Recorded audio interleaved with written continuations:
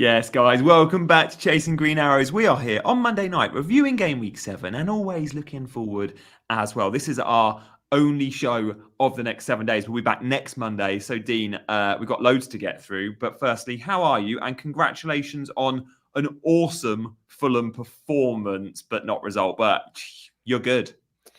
Yeah, good team. Yeah, good team. And it's always a weird one. Obviously, I captained Haaland, and you just expect that he's going to score. And ultimately, it's a bit frustrating because Fulham didn't win and Haaland didn't score. So it's like I've actually kind of the worst outcome. But yeah, we're a good team. It's just a shame about Adama, which I've been warning you all about, not to pick him in FPL. He's got no end product. If he could finish, he would literally be one of the world's best players. Well, he was at Barcelona, right? And there's a reason he signed for Barcelona, and there's a reason he doesn't play for Barcelona, and we saw it on Saturday. Extremely fast, extremely skillful, and very, very high level footballer, but absolutely ludicrous that he just can't make the most of it. And it's, I've seen this multiple times. This one is high profile because it's Man City, but this isn't a new thing. True. Yeah, we will see it and it makes the headlines because it was Man City. But yeah, we've seen it since he was at Borough and Wolves and Villa. Like, it's the same old story. And that's why a lot of managers actually don't pick him and just use him as an impact sub. But fair enough, his overall game has been good enough this year to warrant a start, I guess. Guys, let us know in the chat the players that remind you of Adama. Those players, usually wide men, that do lots of good things but just can't finish. Maybe, I don't know, I'm going to throw a name out there. Until the weekend, I would have said Jeremy Doku was another one of those. He's a bit, good. It's a bit headless chicken, isn't it? It's like... Werner. Yeah, there's been a few. I mean, look, when Ronaldo first came to the Premier League, I was a reporter at the time, and I remember one game in particular seeing him. I think it was at Charlton or something like that. And he would just like sprint, he'd have all these tricks, and he'd just end up running off the pitch. It was like, what on earth is this lad doing? He's clearly kind of amazing, but not.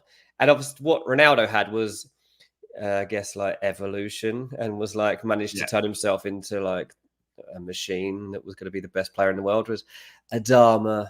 He's built the muscles of Ronaldo, but not quite managed to nail the goal-scoring instinct. Theo Walcott, Abuego, Gervinho, DCL, Martinelli, Rashford. I agree with some of them. Rashford's not a bad example, to be fair. Sterling, early days. Yeah, maybe. I mean, I'd say more Sterling, early days. Yeah. I'll let you have that. Interesting. Well, yeah, going back to Adama briefly then, because everyone's been talking about Morgan Rogers this season, and rightly so. He's been the best budget midfielder in terms of eye test and stuff. But Morgan Rogers and Adama Traore, I think, are on the same points. And it's really interesting because everyone owns Morgan Rogers. He's like 35% owned. And Adama, I think, so Morgan Rogers has 28 points. Okay, 20% ownership. Adama, who's same price point, give or take, he's actually 5.1 Adama. He's got 28 points, 3.7% owned. Like, it's mad because one's fashionable and one's so unfashionable. Yeah, that's funny. That is quite funny. What did you make of the sprint between Adama and Walker? Because I think that was the highlight of my weekend. I've always wanted to see those two go at it. And I don't understand when we see the miles per hour and kilometers an hour figures of fastest players in the Premier League this season, how Adama is not in the top 6. I guess for Adama, it's just his acceleration over the first 20 is clearly the fastest in the league. But maybe in terms of top speed, he's not a Van der Ven or a Elanga is up there second. Yeah. Is that what it is? It's just pure off the mark acceleration because he gave Kyle Walker a head start and rinsed him. Yeah, I think he'd have been a great NFL player because you just need those short bursts to get into those spaces and catch the ball. Then you're done. Yeah. Like that, you don't need the end product in NFL. So I think he'd have been great at that. Maybe that's what we're going to see him evolve into. Maybe that's what's coming. But that sprint was an amazing moment. But as I say, it's just so frustrating that there's no finish there to see it off. Kyle Walker will have hated that moment so much. Kyle Walker is not having a good season as it is. And now to have this meme almost of like being outpowered, outpaced by a player that's a bit flaky, let's say. That's the thing, isn't it? If Kyle Walker can't rely on the fact that he can always get Man City, he can't rely on that pace. What's he got? Yeah, that's the beginning of the end of Kyle Walker, I'm afraid. Lewis says, I really need Dean to talk about Raul Jimenez. 0.81 XG per 90 is That's decent. Why? I mean, obviously the assist's amazing. Oh, mate, the assist is the best assist in the league so far this season, isn't it? Yeah, and he's playing well, but then Muniz comes on, scores. If that happens again, next game is against Aston Villa. If Raul starts, but Muniz comes on and scores, Muniz then gets the starting shirt. That between these two. And so I wouldn't trust it. Mark says Dean is so down on Fulham players for FPL. I don't think there's much to love about Fulham in FPL. Like, I just don't. I love Smith Rowe's been the highlight, but even he was dropped at the weekend because of and maybe that'll be a sign of things to come in the massive games away from home. Yeah, it was interesting. Yeah, the game plan was really interesting that Marcus Silva went with, and haven't really seen him do something like that before. So that was interesting. But yeah, I've said consistently the only two players I'd ever have in FPL for Fulham would be Smith Rowe and Anthony Robinson. And again, I'll keep saying it because I just wouldn't trust which striker Fulham are going to continue to start. Raul is looking good, yeah, but doesn't mean he's going to return points or score goals. So Robinson, though, someone I sold on Wildcard straight away. Game week 6 sold him, and Wildcard got a clean sheet away at Forest. And I think looking at Fulham against Man City, yes, they conceded 3, but they only conceded 1.3 XG. When at City, that is unheard of. To go to City and only concede that as like a middling team. They outperformed City in terms of XG. Yeah. I thought that was pretty impressive, and it shows how good the defence is. Like Fulham's fixtures coming up: Villa home, Everton away, Brentford home, Palace away, Wolves home. Like, it's a really nice... Villa home, people look at honestly, I think Fulham probably win that game. Like, we are a very good home team.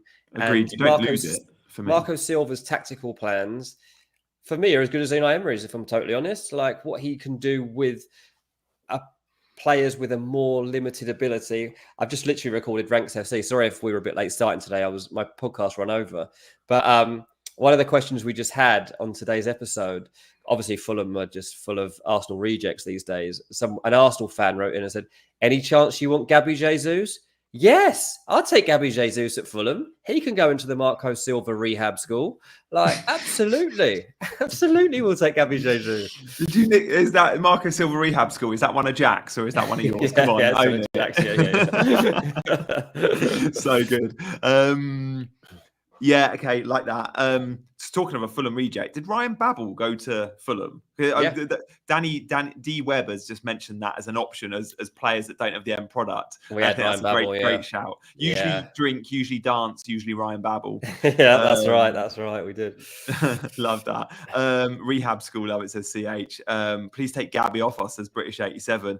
Hello, everyone. Do hit your like button. And of course, if you're new around here, do hit that subscribe button as well. Let's talk, Dean, about Arsenal, because when we were talking captaincy last week, we all considered it. Some of us for only a second, but Arsenal attack versus Haaland was a big debate. Saka's Mr. Consistent now, isn't he? Because the problem at Arsenal was the spread of points. If they score, who's involved? I think we get into the zone now where we can go, if Arsenal score, certainly if they score 3, you can hang your hat on Saka. He's going to be involved. I don't remember Saka playing this well for a long time.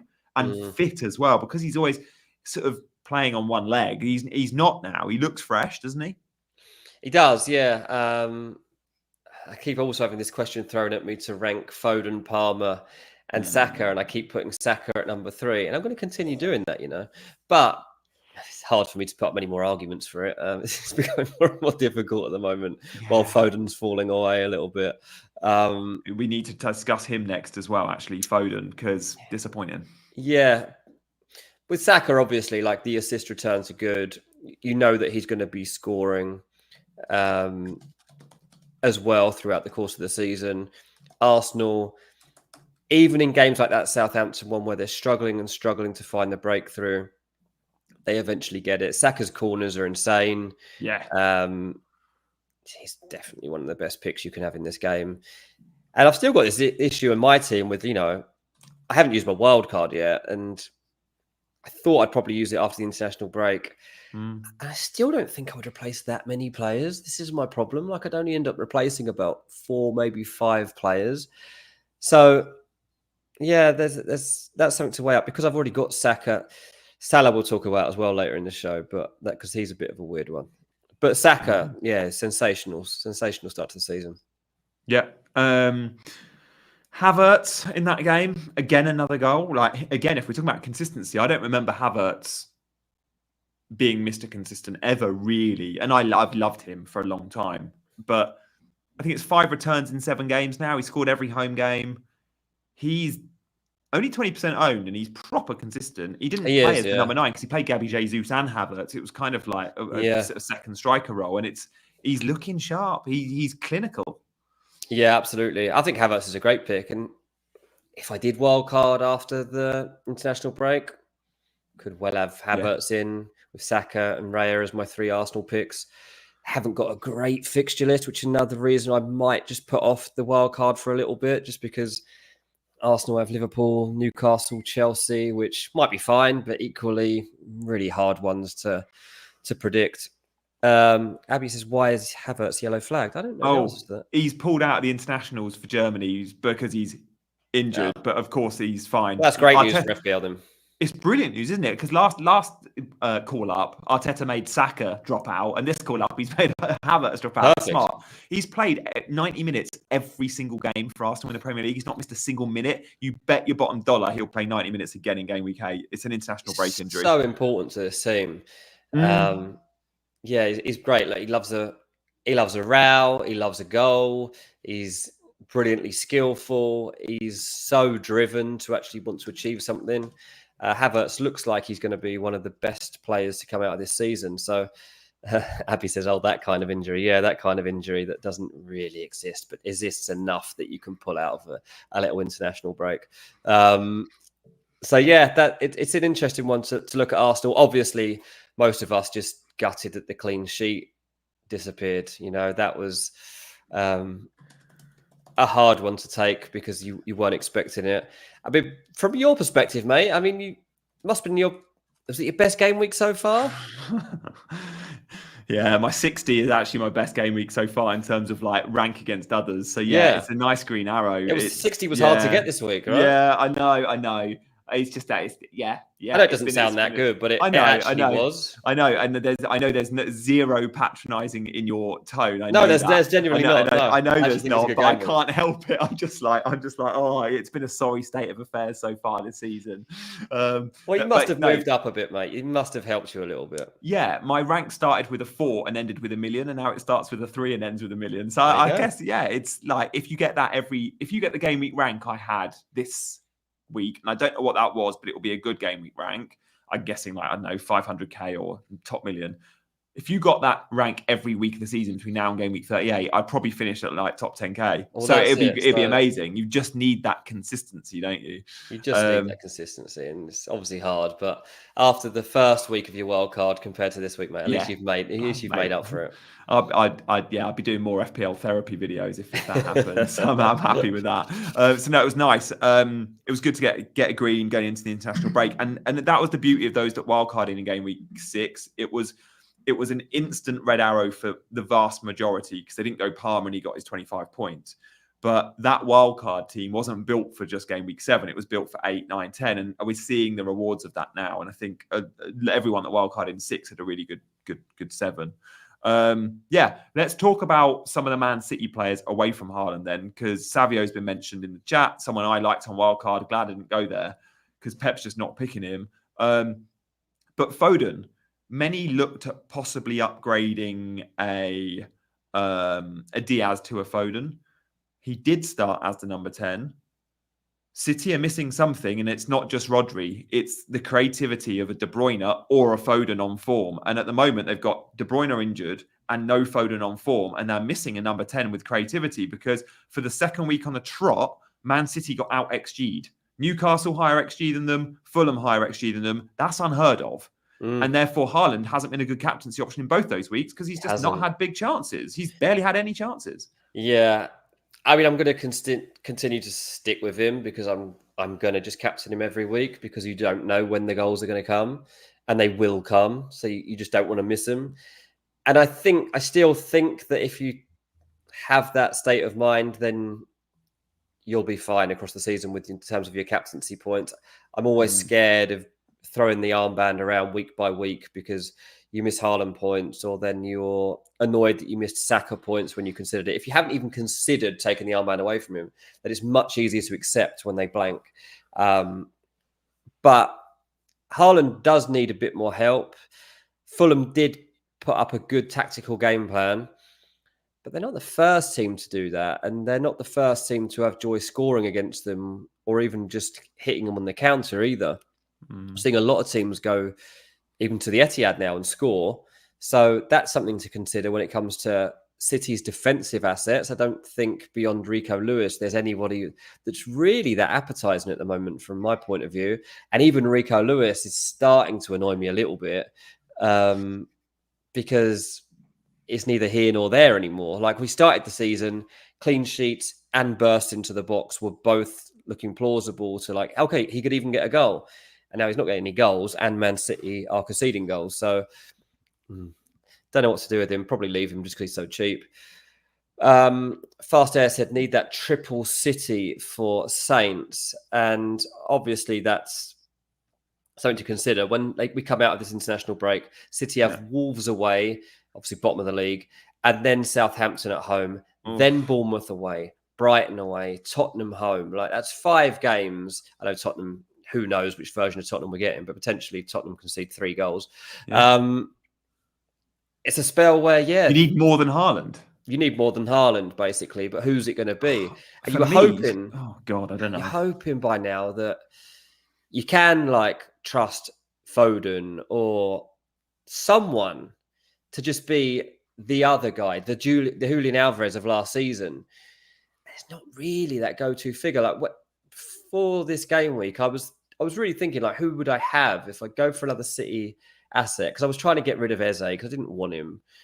I was like, who would I bring in? And it came down to it. I probably would have picked Bernardo Silva. Would you? Yeah. And actually, he should have probably scored in that game. But yeah, he forced a really good save, didn't he? Was it just over? I can't remember. But he is the guy that will, like, he's played 90 every week this season, other than game week 4, he played 6 minutes. So he came off the bench. But he is Mr. Reliable, whether he's on the right, whether he's in the 10 or an 8. He plays, and that is the guy who's keeping, say, Savio out of the team, because you've seen Bernardo on the right, Savio in the last couple of games. We went into the Wildcard where he had a 90 and a 77 in 4 and 5, and then he's had a 9 and a 0 in terms of minutes. Like, Savio, Doku, Grealish, too much rotation for all 3 of them, but Bilva will always start. Exactly, always. And he does have some goal threat as well, even if it's not. You don't know when he's going to score goals, but he's usually involved in assists and stuff. So I think Bernardo is an interesting pick, but he's not a pick that you salivate over going into a game week. You know, you're not expecting like big returns. You're kind of just hoping for that he does turn out to be the guy that connects the pieces. But he's got 3 assists this season, and he's one of those players where we always go, one of the best players, but never the best FPL pick. But that's why he's 6.5 million. So he's not a bad pick at 6.5 million. If he was 10 million, no one would go near him. But what about Foden and De Bruyne? Because they're the 2 historically we like, because where they play and the fact that they are often involved in a ton of chance creation and a ton of goal threat. De Bruyne has pulled out the Belgium squad. He's requested to be pulled out. He's not going to go up in November either for the Belgium squad. So he's going to get 2 nice little breaks. With that in mind, if he's fit, he should be good for minutes. But I don't know if he's going to be ready. Like, he's not played since game week 4. He's going to have had a month out. Does this mean he needs to be eased back in, or can he come straight back in with a 70-minute, 80-minute performance? They miss him massively. And if you talk about a time when you haven't got Julian Alvarez, then you need Kevin De Bruyne. Because Alvarez did fill that gap last season when De Bruyne wasn't there. And this season, you haven't really had that obvious person to go in there. And it probably should be Foden. But it hasn't been. I don't know exactly what's going on with Foden, but it feels like there might be more to this than we know. It feels a bit weird, you know? It just feels a bit strange, the whole thing, as to why we're not seeing... The start of the season, I didn't really give it too much thought, because I was just like, oh, he's just on the back of internationals in the summer, and he's just easing him back. But I think beyond Haaland, if you think, well, who would be the City players you're most trusting now, especially with Rodri out, and you're like Bernardo Silva, Kevin De Bruyne, and Phil Foden would be the three that you're looking towards as the experienced players that make a difference to that attack and make sure that this team continues to win. But at the moment, beyond Bernardo Silva, we don't know who's going to be out there, and even if they are, what they're actually going to return. So that's really option. Fast Air says Gvardiol, good option. Is he?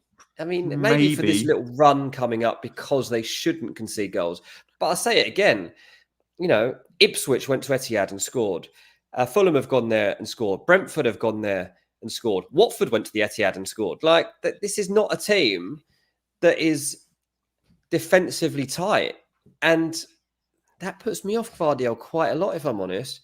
So, yeah, it's all a little bit strange. It blocks you as well. Like if you go Gvardiol, and let's say you're like me and you wildcard in 6, and a lot that did, I forgot Haaland and Rico Lewis. If you go Gvardiol, you're locking yourself out of a Foden or a De Bruyne. If they do start getting minutes and looking good, and you want to jump on them, you're like, I've got double City defense.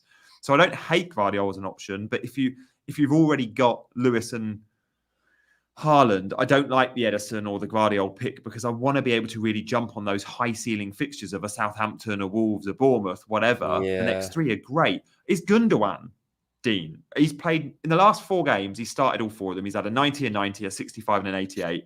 Against Bratislava, Gundogan actually played as the Rodri role as the 6. Yeah. But mostly he's playing as an 8 or even a 10. And if Foden and De Bruyne aren't around for minutes, we know Gundo will play in that sort of attacking space between the lines. And we know he's got goal threat and he's only 6.5 million. Yeah. I think I prefer Gundogan to Bilva just because he's always been a better FPL asset. Yeah, he gets more goals. He has been. When he came in, I kind of saw it as turning out to be the more defensive minded player. And I was kind of told that was what they had in mind with him sitting there more often. And now that Rodri's out as well, just see it quite often that he'll end up being that guy that does have to sit a bit more regularly and that he won't be making those charges into the box that we saw in his last season at City when he helped win in the league. So I find it hard to trust. I mean, Kovacic, I'd never going to pick Kovacic, are you, in FPL? Like, he's just not going to be... he's not a good pick. I mean, you might pick him and get lucky, but he's not a good pick. It reminded very much of Frank Lampard at the weekend. Like how Frank Lampard used to score goals like that every time he played against Fulham.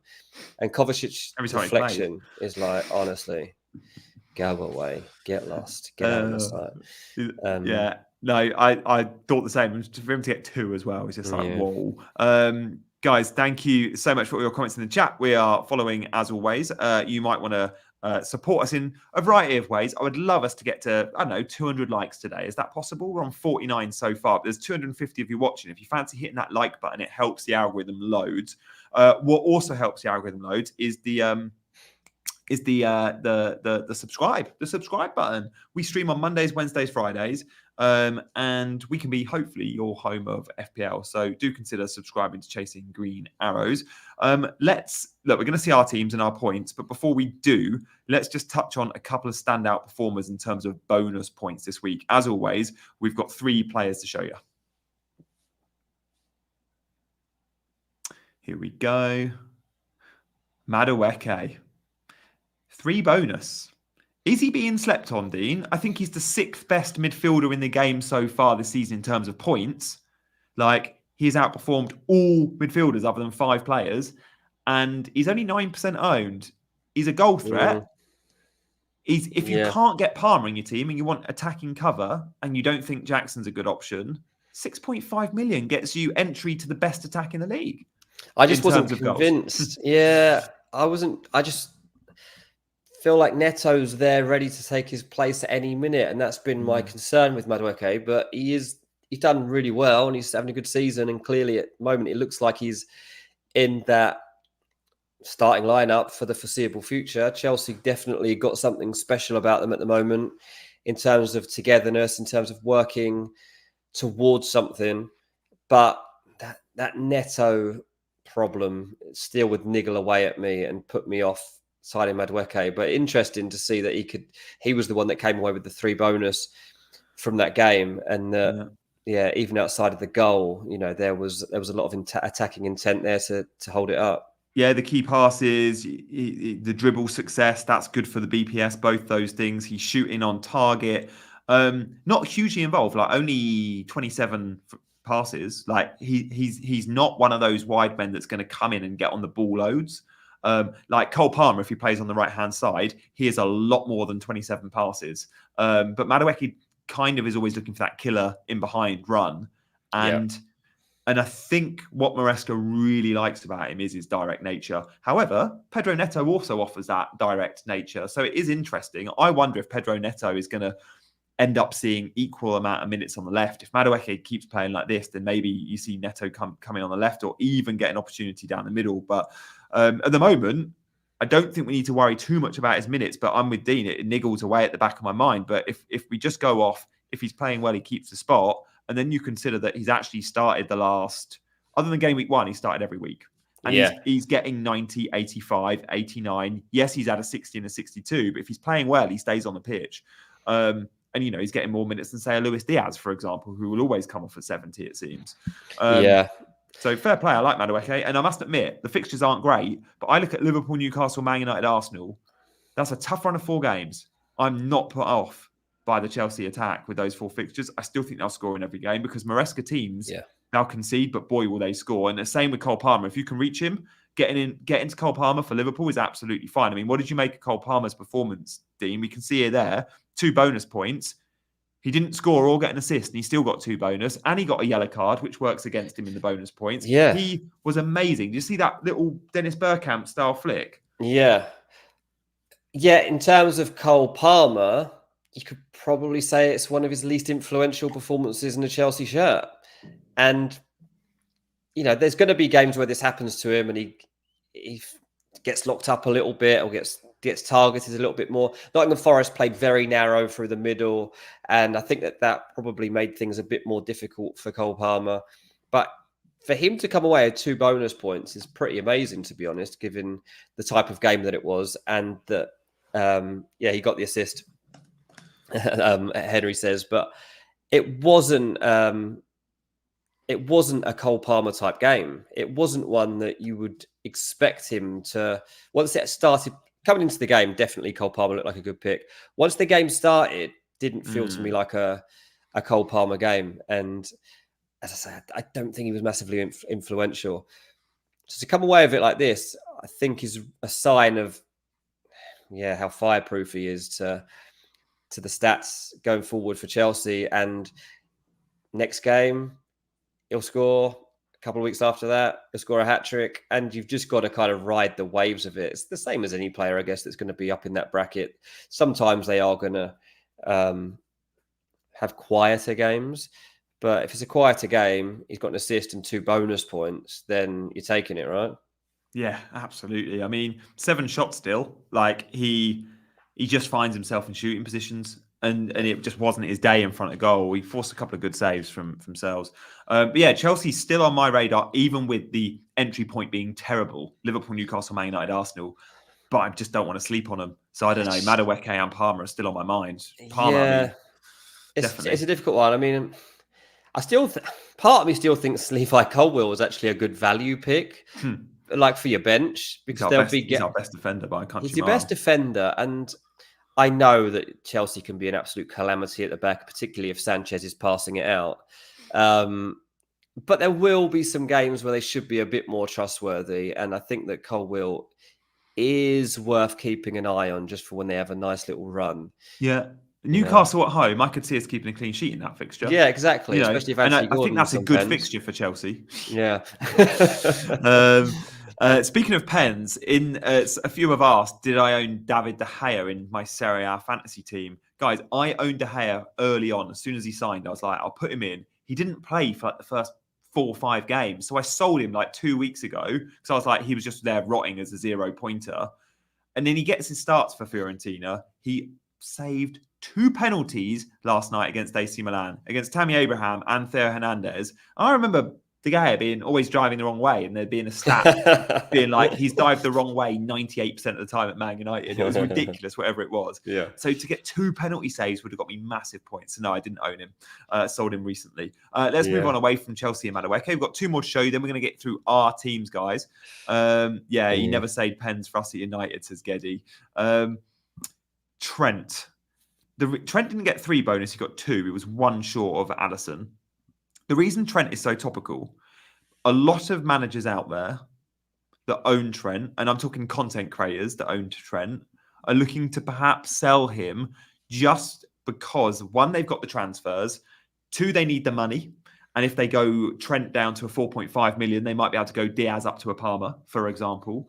And 3, they can jump back on him, say, for that Southampton fixture in 5 game weeks' time. But when we look at Chelsea, Arsenal, Brighton, Villa, how many clean sheets do Liverpool keep? They've been the best defence in the league this year, and they've only conceded 2 goals. But they concede to Chelsea, I think. They concede to Arsenal, I think.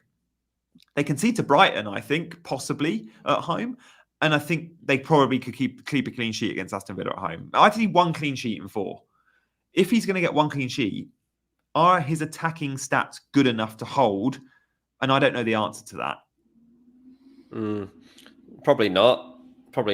I was jealous of people that had him this game week, but I think that's the first time I've really had that feeling coming out of it. I've obviously got Salah, so usually I've been okay, and obviously this was a week when Salah totally ghosted, so that didn't work out very well. But I still don't really have the desire to get on Trent, and I think that's the interesting thing about it when it comes to like a gut instinct. Like, do I need Trent? I don't think you do. I just don't think you do. I just feel like Liverpool are playing really well. The first half against Crystal Palace I thought was great. The slight concern, I guess, would be that Palace could easily have come away from it with a point in the end if they could have finished one of those chances. Shiraz says Liverpool will keep 2 clean sheets out of 4. Trent may deliver 2 assists out of these 4 games, so he's a keep for me. And that is fair. But so for a buy, I don't think I would buy. Different question, isn't it? Yeah, I do think it's if you own him, is he a hold, or if you're shopping, is he a buy? Yeah, exactly. So I'd be tempted to hold him. See, I own him, and I'm open to selling him, but I think it's a very good chance I'll hold him. The only reason I could sell him, if I want to. Let's say you've got a midfield of Saka, is your only premium midfielder, but you've got Haaland as well, right? And let's say you've got Diaz, and a lot have got Diaz, Saka, Haaland. If you want to go Diaz to a Eze or a Brennan Johnson or a Madueke, that's fine. Of course it is. You're downgrading. But if you want to convert Diaz to a Cole Palmer, you need 2.5, 3 million. And if you need 3 million, where are you going to get it? You're not selling Haaland. Well, if you own Trent, you downgrade him to a 4.5 million defender, like, I don't know, Murillo. You go to Nottingham Forest, they got some good fixtures. You swap Trent for a Forest defender, you get the same amount of clean sheets in the next 4 games, and then you've got your Diaz replacement is Cole Palmer. It's an option. That is an option. That is actually quite tasty. And Forest do have a nice little run now, and they are a good team. And I think that to prove it with that Chelsea game. Yeah, I honestly thought that Chelsea would score at least 2 against Nottingham Forest. So to come out of it with just the 1, it definitely got me taking Forest more seriously, to be honest, because they're coming through a lot of tests at the moment and look like a decent mid-table team, to be honest. So yeah, Forest play Palace and Leicester next up. That's definitely quite enticing, and I can see why you might be considering that. Read out their fixtures, Dean, their next 4, because I reckon, let's say Trent's going to get 2 clean sheets in the next 4. Let's see if we think Forest get 2 in the next 4. Yeah, Forest have got Crystal Palace home, Leicester away, West Ham home, Newcastle home. So we've got 3 home fixtures, and their away one is Leicester. So yeah, I could see them getting 2. Yeah, I could. I mean, you won't get attacking returns from your Nottingham Forest defender, but that's fine. Mark says Nuno ball is such a yawn. Exactly. That's why you sign their defenders. It's great. Yeah, it's fine. We won a couple of teams in the league like this. Yeah, absolutely. Yeah. So these numbers for Trent, though, I mean, as always, he's very good in the BPS. He doesn't need an attacking return to get bonus. He needs if he gets a clean sheet, he'll get bonus. It's simple as that. His creativity is there, and he didn't have his best of games. I think a goal is probably coming. Not sure what I'll do yet with Trent. Let's move on from Trent. We've got one more to show, and then we're going to see our teams. Gary has just come up with the hottest take ever. I'd rather keep Trent and sell Haaland. Selling Haaland. Have you seen his fixtures? Haaland's fixtures? Who are you going to captain? Suicide. Yeah. You don't sell Haaland. City's next games: Wolves away, Southampton home, Bournemouth away, Brighton away, Tottenham home. You're not selling Haaland. Not unless you don't want to play this game anymore. Do you know what I realised watching Adama Traore? You know when the key players throw on a 1-on-1, you just know they're not going to score. There's a lot of players in the league you put in that category. Adama's one, Timo Werner, Darwin Núñez, Nico Jackson. Good players that have, there's loads. Let us know in the chat the players that are on 1-on-1 and you just know they're not going to score. Then let us know in the chat the players that you know are through on a 1-on-1 and you can absolutely bank on a goal. Erling Haaland is one of very few players I put in that category. He's never going to miss a 1-on-1. Like, you just always feel. So as well as being the physical specimen he is, all the other types of goals he scores, the 1-on-1s, he just doesn't miss. Yeah, it's true. Would you still put Salah in that category? I thought about Salah earlier. I think peak Salah, yes. I'm not sure Salah right now. Yeah, I don't know either. So it'd just be Haaland and Brennan Johnson. And Cole Palmer. Brennan, fair point on Brennan. Brennan is the player we all didn't know we needed, Jota, says Luke. I don't know. Vardy, fair play. Look, Vardy is very good at that, but I don't know if I'd have Vardy as an absolute banker. Isak. Vardy missed didn't he, at the weekend? Yeah. Isak's a good one for that. Yeah, Isak is, well, normally. He hasn't been this season. But yeah, Haaland by far the best at it. Van Nistelrooy, Yeah. Jota. Did Van Nistelrooy ever score from outside the box? I don't think he did. I don't think he did. Didn't need to. No, didn't. Jota, I don't know. Jota misses more chances than you'd think. He is a very good finisher, but the 1-on-1s, I don't know if he's amazing at. Yeah, I like his little dinks finishes and stuff. But yeah, you're right. It's less convincing at the moment. Anyway, I think that's probably what made it harder. Harry Kane, obviously. Luis Suarez. Suarez was great at that. Fernando Torres at Liverpool was great at that. Not at Chelsea. Other than the goal against Barcelona, which people know the Gary Neville commentary and think, at least he scored against Barcelona. The game was pretty much won. Barcelona had to score to go through, and so that goal was kind of a nothing goal. Oh wow! But El Nino, Aguero, Henry, Messi, if you've heard of him, says Luke, very good. Sonny, to be fair, Sonny and Haaland are the two best in the Prem. Sonny, yeah, Son probably is actually. Havertz? Yeah, maybe now. Maybe, maybe. Low key. Havertz at Chelsea, but Havertz. A low key new version of Havertz might be able to do that these days. Give us some more ones that are going to miss, Dean. Gabby Jesus. Yeah, Gabby Jesus. Fulham's entire attack. Come on, chat. Give us some players that will miss. Because there is loads. There's got to be. Núñez, Walcott, Walcott. Yeah, that's so harsh. Walcott early days was so good and definitely wouldn't have. These days, Eze will miss. Nketiah, I don't know. I think Nketiah, I remember having a good season in the Championship. Yeah, Werner, Darwin, Jackson are common ones. Come on, give us some more. Give us some more, guys. Yaya Toure, don't remember him having many 1-on-1s. DCL, is that harsh? Does he even have 1-on-1s anymore? Which is weird because he's really fast. Don't really see that happening. Robbie Fowler was good, yeah. Xerxes is a bad. Yeah. Okay. Nice. Mate, we should talk about James Maddison and Spurs because this was a proper Spurs attack need our consideration because look at the fixtures there at the bottom. West Ham, Palace, Villa, Ipswich. Whether they're winning games or conceding goals doesn't matter. They're going to score goals. So is Maddison the pick or is Brennan Johnson the pick? Or is Solanke the pick? If you can only have one of those three, how do you rank them? Sorry, who was the three, mate?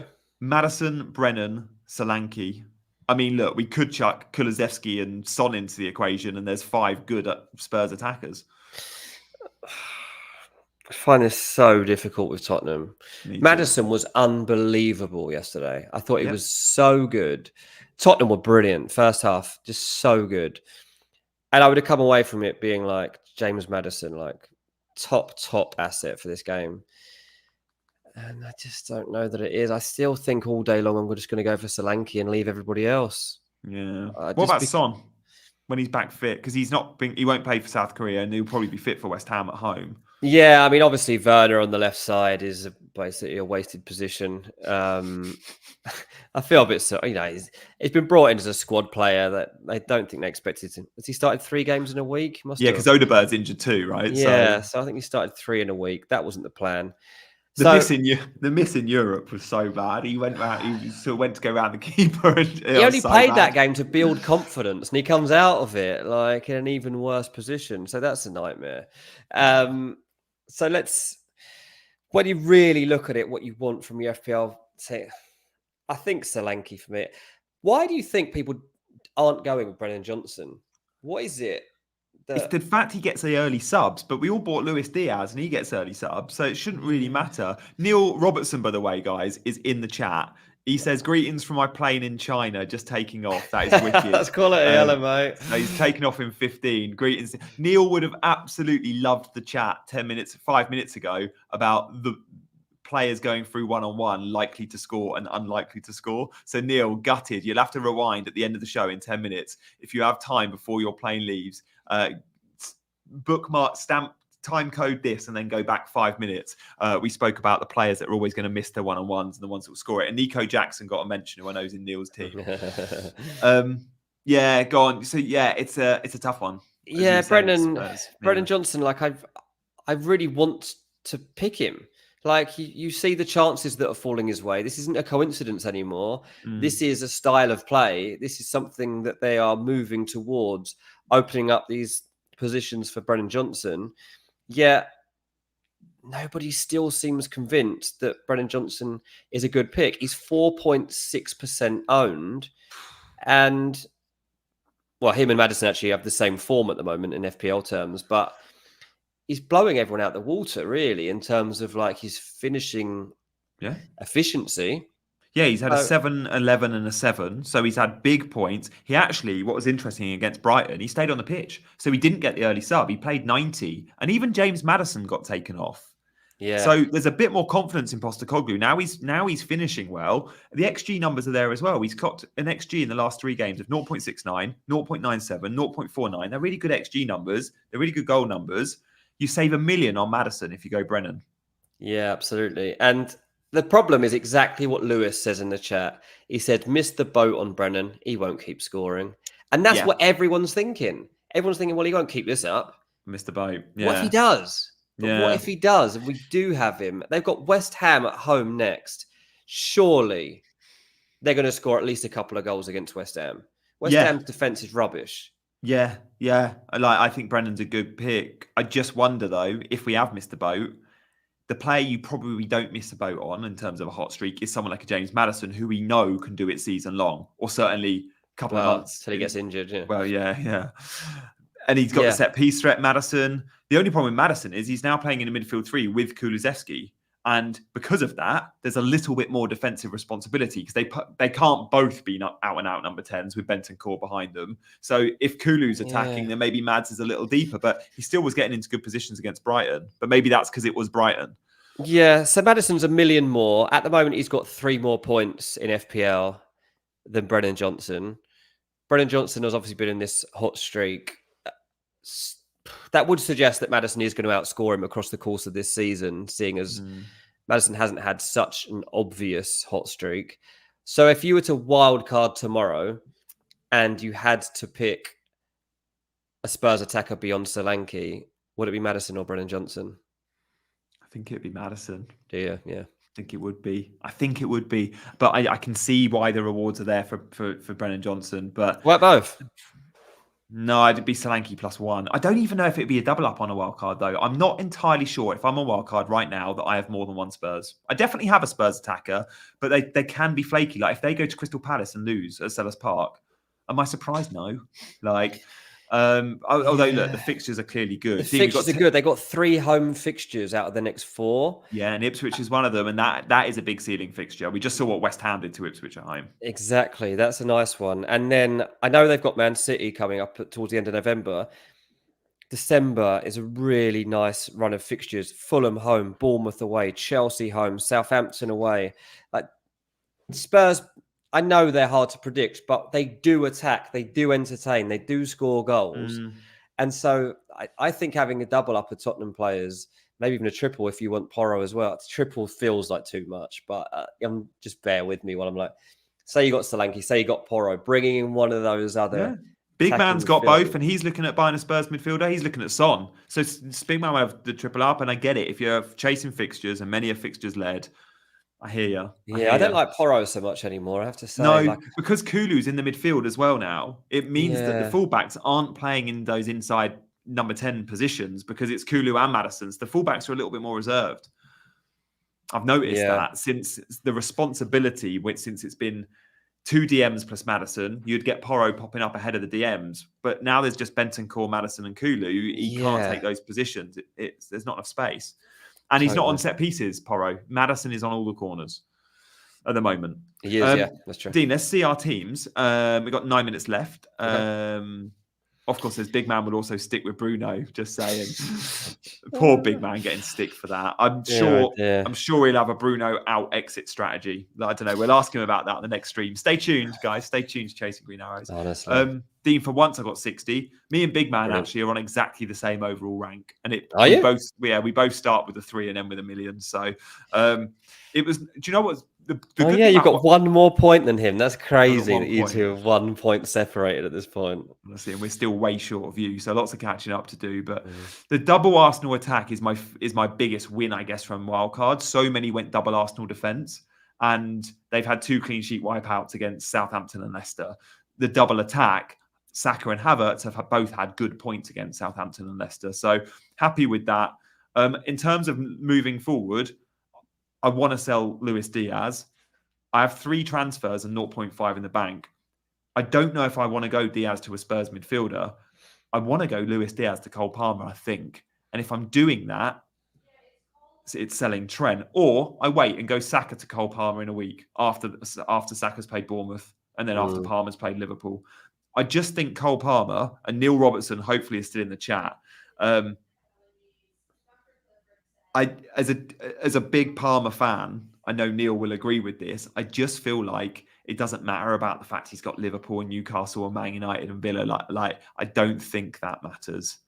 I think he will score goals in all the tough games because he's that good. So I want to get to Cole Palmer as soon as possible, I think. But selling Saka ahead of Bournemouth would be silly. But then Arsenal have a really tough run, and I'm happy to sell Saka and Havertz for that tough run. I'll be keeping Gabriel as a long-term hold, I think. So let's see where I end up. Any thoughts, Dean?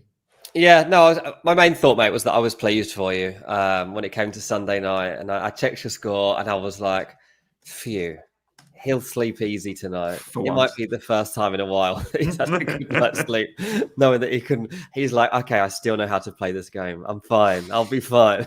I was doubting myself. I know the pressure that is upon those shoulders of yours. So yeah, I was pleased for you. My team did not have a good game week, and hello, Todibo. What's he doing in there? So do you know what happened actually? So I was looking at my team before, and actually someone got into my head on Twitter. I posted it, and somebody was like, I was like, oh, so I might swap Eze for this, or this. And he was like, I would just be looking at my defense and thinking I need backup. And I was like, who cares about defense? Pineapple influence you. Something like that. FPL random. Yeah, it was like that. But I was like, actually, do you know what my concern is here? That if Lewis doesn't start, then Robinson's only going to get probably 1 point from this game. And so I'm going to be left with nothing. And I was like, do you know what? Todibo, home to Ipswich, is not a bad shout. And I don't mind actually having him in my team. Yep. So suddenly I was like, okay, so I've got some, a Wolves waster on my bench because he's injured in Mosquera. Like he's literally not around at the moment. Tadebo's at 4.4 million. You need 4.4. That was your spend. Of course it was. Yeah, so he's guaranteed to start this weekend. West Ham had started to look a bit better since they've had Kilman and Tadebo as a partnership. Usually I'd have gone for like a fullback, but I'm not convinced by anyone at fullback for West Ham to definitely get minutes at the moment. So it was basically just picking somebody that I was convinced would play. He'll be on your bench loads as well. Like, there's nothing wrong with Tadebo. I'm really annoyed. Good fixtures. You got Robinson to come in. You needed a sub one that was getting minutes. I do need a sub, yeah. And the thing was like, I was like, okay, but I'm gonna be wildcard. I'm gonna be wildcard. I was like, am I definitely wildcarding? I don't know that for sure. So I might as well just bring in a sub that's actually going to be useful. Yeah. So I gambled on Tadebo, put Robinson on the bench. So expecting so little from him. And yeah, that's where I ended up. Yeah, you got Robinson. Mark says, why did I go for a West Ham defender and a Forest one? Because Forest were playing Chelsea and West Ham were playing Ipswich at home. Yeah, Dean, as just mentioned, guys, was thinking he might wildcard in the international break. Therefore, he needed a 1 week punt. He might not wildcard, and there was always that at the back of his mind. But yeah, it was a no-brainer. Why not 8 Nori, says Rahul. Easy to say now. Honestly, and obviously, like, he was in my thoughts, and I didn't know he'd scored until I saw the scoreline. Didn't realize he'd got one.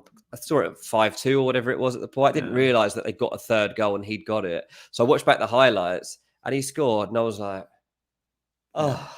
Yeah, that's so annoying that he's actually scored. But West Ham had Ipswich at home. It was the right decision. I'm fine. I'm happy with that for you, mate. Yeah, that was absolutely fine. Yeah, it was unfortunate that they couldn't keep a clean sheet against Ipswich, but there we are. You're a little bit unlucky with Calvert-Lewin's too. I think Calvert-Lewin, because of that big chance, it was a cracking save by Nick Pope. Like, such a good save. But and then he should have had a penalty as well. And obviously he would have taken that penalty and he would have scored it. So and also in that game, because it was there was no striker on the pitch for Newcastle and there was no Newcastle goal. Yeah. Almost certainly that goal for Dominic Calvert-Lewin isn't a 6-point goal, it's a 9-point goal. He gets 3 bonus if he scores. So 2 points could have been 9 points for all your DCL owners out there. That's massive, because when you look at DCL and his 6.1% ownership, 2 to 9 is huge green arrow off that alone. So you're 7 points lost just from Nick Pope making a wonder save or from VAR not giving the pen. Yeah, exactly that. So, yeah, annoying. Calvert-Lewin, I don't know that I keep him much longer, if I'm totally honest. And this is the thing. So if I do wildcard, then I'll be getting rid of Calvert-Lewin. I'll be getting rid of Eze. I probably would get rid of Rodgers. I might change Salah to Palmer and open up more money. Yeah. You don't need a wild card, man. That's a good team. This is the thing. So we'll see what happens. Obviously, injuries in the international break. It's nice to have a wild card up my sleeve, but I don't really want to use it because I know that could come in really handy in November if I've got a seal. Yeah, and you've got a free transfer. So one of those players you mentioned that you might want to sell, Eze probably, you can still use it. Like you can still use it. So with your free transfer, and I think Calvert-Lewin, when you look at his fixtures, if you keep Calvert-Lewin in your team long enough, you're going to get rewards. Because game week 1 and 2, I think he blanked, and then by 3 and 4, he was getting you big returns. And that's what you get from a third choice striker. Like, it's just that they occasionally pop up with a goal, and hopefully everyone's given up on him at that point. Transferred them out for Raul Jimenez or something. They blank. Your man scores. So that would be interesting. Eze, I'm losing the will with this guy. I'm like, Palace are done. He was so lively in the opening weeks, and like his balls across the box were perfect, and he's hitting the crossbar, and he's playing really well. And now I'm looking at this, and I'm like, come on, you've got to start taking these chances. Only one big haul this season. It's in a 1-1 draw at Chelsea. Gives him a 10-pointer. So even when I'm looking ahead now, I'm like, okay, you've got Palace, you've got Forest, Tottenham, Wolves, Fulham. Do I trust them to return in any of those games? No, I don't trust Palace at all to return in those games, to be honest. And so I don't want Eze anymore. I don't. And he's not cheap. Like, it's not cheap. Not like it, it's 6.8 million. I've lost money on him. Yeah. Yeah, you don't have him. You don't have him. Burmo. You can't move there now, but you could go to Burmo. You could go to Brennan Johnson, and it might well end up being that, right? Yeah, like that. Yeah. That might be how I get through it. So we'll see. As I say, once we're out the international break, and we start doing shows again next week, we'll see where we're at. Bill says it's time to sell Salah. The thing is with Salah, you're not picking him in FPL because of general performance levels. You're picking him because of output. Routes to points. He just finds a way. He can just play badly. finds that way. And he was like Gameweek 6, he played badly and got 10 points. Yeah, he still got 3 points at the weekend. Yeah, he got clean sheet. He got subbed at 70 minutes. We saw Diaz coming on the right-hand side, which was interesting. He did. And Cody Gakpo is something to look out for because Cody Gakpo is the man on fire for Liverpool at the moment. He's not getting the returns. He was good, wasn't he? But he's good. He's very good. It was great at AC Milan, that game. Yes, that was the start of it, for sure. Yeah, that was the start of the Gakpo. He looked like the Gakpo revival. for the Euros, didn't he? So if he's going in there, then Luis Diaz is budged out of that role. And then we'll be interesting to see what happens on that right side, because does he keep persisting with Salah? Does he start using Diaz more on that side? If Salah isn't signing a contract, then who knows? Essentials on Wildcard for 8. That could be one for next week, actually, a show to do properly, because we will be back before the next game week and it will still be international break. So maybe we draw up a provisional wildcard as to what we might be doing. Yeah, stay tuned for that, guys. We will maybe do that on Monday. I think that'd be quite good, actually. Yeah, and it would good shout. Yeah, but tell me whether or not. I suggest it's not, but I would need a wild card and what I could even do with a wild card right now and how exciting it might be to do. And remember, we won't be back the rest of this week because it is the international break, but we do have the members area. If you want to go and join that, there are 2 tiers of membership. One of them allows you to jump into the CGA WhatsApp group so I can chat to you throughout. That is still a lively chat room. There's a fair few people in there from this community now chatting in there. We'll also be doing extra video content that you can catch if you are interested. So do check that out. What are your plans, mate, as a content creator during another international break? I'm off to Menorca. There you go. Yeah, the last international break was Centre Parks. This international break is Menorca. What's your fortune, this, mate? No plans for November. I mean, they are my only 2 holidays this year. Like, they just happened to be during the last month and during the break. So yeah, it's nice. I've got a week off. I leave on Wednesday. I can't wait. It's Guy's second time ever on an airplane, which we're excited about. She's 2.5, nearly 2.5. So she's ready for that. Like a year ago, it was tough. She cried, screamed the whole way. And we've driven to France and Ireland and places like that to avoid the flight. But now she's excited about going on an airplane and gets it. I think she'll be fine. So yeah. I'm actually moving back to England because there was a rat in the house last night. So that's that. That's the end of that. I'm petrified of even mice, mate. Mate, I was sat on the sofa and out the corner, you know, you see something out the corner of your eye and you look and it's nothing. But you're always like worried it might be something. Yeah. I look out the corner of my eye and I'm like, oh my God. I was like, there's a rat. It's a terrible thing to say to my wife. She just runs into the other room. Yeah. This was me. What do you mean? London rental when I had mice.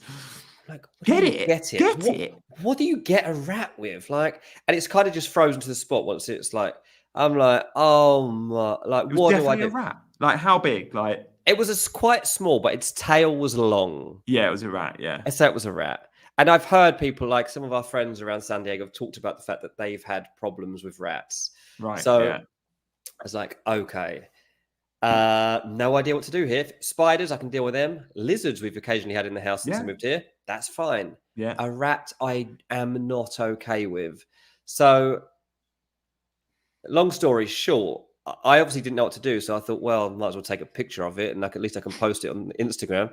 As I went up to take a picture of the rat, it ran to the cupboard.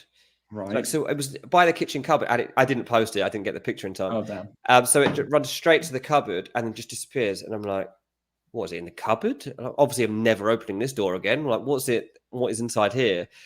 Turns out there's a hole underneath. Now, repent, Masters. Was it Bruno? Yeah, it's the most active he's been all season. Now, I immediately have looked into adopting a cat. I love that.